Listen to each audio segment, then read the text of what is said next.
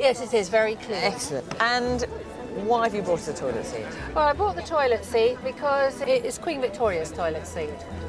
The royal posterior graced the seat. The royal posterior graced the seat. Welcome to WatchMojoUK, and today we're counting down our picks for the 9 royal items found on Antiques Roadshow.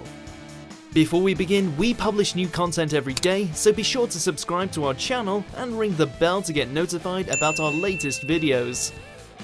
For this list, we'll be looking at the items that found themselves on our favourite antiques show that once belonged to or were gifted by the British royal family.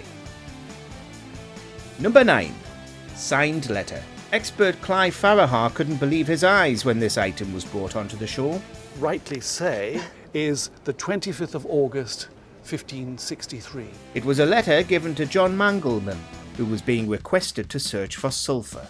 But it's who sent the letter that really raises the item's value. But there it is, the most magnificent signature we have. And luckily, thank goodness, you've given me a crib sheet so that I can actually read it. None other than Queen Elizabeth I. With how sought after signatures of Queen Elizabeth tend to be, Clive comfortably valued the item at a jaw-dropping £35,000. £35,000 on it. Well. Number 8. Undergarments. That's a lot of money. Worth hanging on to then. Very good. When it comes to royalty, antiquers are willing to buy anything. How else can you explain when this guest brought along a rather large pair of bloomers? They originally belonged to Queen Victoria, so we can understand their historical significance at least. The items were inherited by the guest from their late aunt, who had been a lady-in-waiting for the daughter of the Queen, Princess Louise. Fortunately, that wasn't all he brought along, as accompanying it was a nightgown. Fascinating stuff all round. I know that the market is strong, and I would certainly say something above £15,000. Number 7. Medals. Documentation here, which sheds new light on George VI, something that you wouldn't have known from watching the film. Now, your grandfather operated on George VI, didn't he? Yes, he Why did. was that? When King George VI fell ill with cancer in 1951, the nation was shaken. One man had the daunting task of operating on the king, and that surgeon was the grandfather of this guest. This intense operation, which saw one of the king's lungs taken out, could not be successfully attempted by just any doctor, and as such, this one was rewarded for his efforts. In thanking you for your most kind letter, I feel I must try and thank you for your great skill in making me a healthy person once more. These medals, which are proof of his knighthood, also come along with a personal letter from the king himself. The items were valued at around £5,000. Together, this is worth about £5,000. Oh, gosh. Number 6. Fancy box. It is a chocolate box fit for a queen, isn't it? Winning a raffle could let you bring home anything from an iPhone to a fancy new television. But what about a used chocolate box? Well, most people might turn their nose up at that, but once you hear what that £5 investment is worth, you might be surprised. As it turned out, this particular chocolate box belonged to, you guessed it, Queen Victoria. Shouts to you. I think it probably shouts to me 1870s. After she'd eaten all the contents, she gave the box to Lady Cowell, wife of Sir John Clayton Cowell, master of the Queen's household. With such an incredible history behind it, it's no wonder this item was valued at £500. Some thought maybe 50 or something, but gosh, but I wouldn't sell it anyway. Number 5. Jewellery. Consolidated Mines Limited, April the 18th, 1947. I mean, talk about provenance, really. This guest brought along quite the collection. The items belonged to Princess Margaret and were purchased by the guest's grandmother at an auction back in 2006. They were primarily jewellery items which, as we know, often retain or even increase in value. Most stunning were the golden egg and a small box which was inscribed with the princess's name. Between £10,000 and £20,000 today. Oh my goodness. Gosh. Unsurprisingly, these two items had shot up in value since their original purchase. £40,000 Heavens today. above. Number 4. Found on the street. So it hasn't been in the family or anything like that? No, I've had it over 20 years. I was pushing my daughter in her buggy and she always says she found it.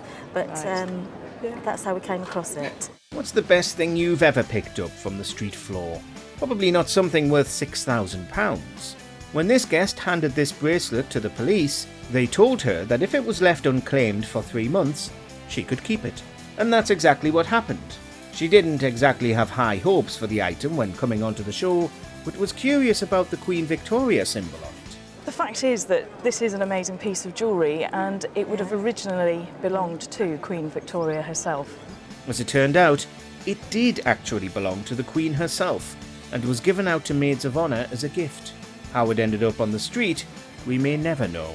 Each of them wore, as a badge of office, a heavy gold bracelet that bore the initials VR in turquoise and that opened to reveal a lock of the Queen's hair. Number 3. Drawing. Playing with a ball on a table.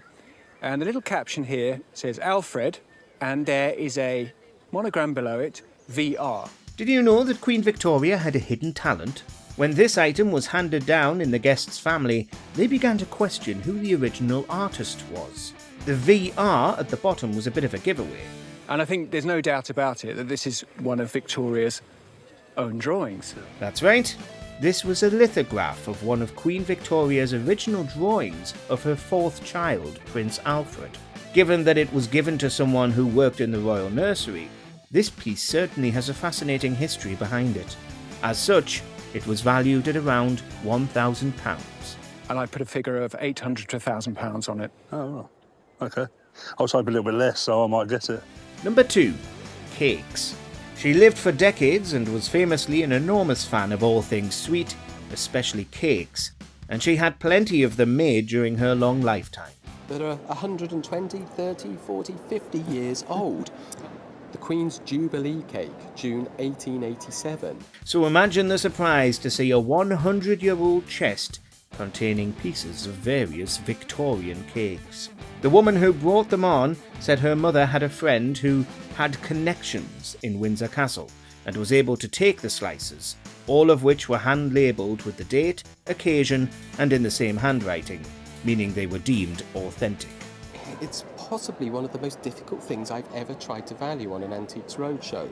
They were generally fruitcakes, and chief among them was Queen Vic's 80th birthday cake. Number 1. Snuff box. I wanted to bring something that was associated with Cornwall. Yes. When Queen Camilla appeared on Antiques Roadshow in 2023, she brought along a piece from the royal collection. That piece was this exquisite silver snuff box. Expert Duncan Campbell was blown away by this piece, made by John Northam for King George IV. There's an inscription inside which tells us all about it. The inside's beautifully gilded, like the day it was made. The item dated all the way back to 1800 to 1820 and was still in phenomenal shape. Definitely a fine choice for the Queen to grace the show with, and with her being a fan of the television programme, perhaps she will share more in the future. It's lovely. It's in every way it's lovely. The front piece is really difficult to make, but John Northam was a very skillful fella, and just thrilled to see it. I'm so grateful for sharing it. Well, I'm so delighted that I've actually brought something that you've never seen before. Yeah. Do you agree with our picks? Check out this other recent clip from WatchMojoUK and be sure to subscribe and ring the bell to be notified about our latest videos.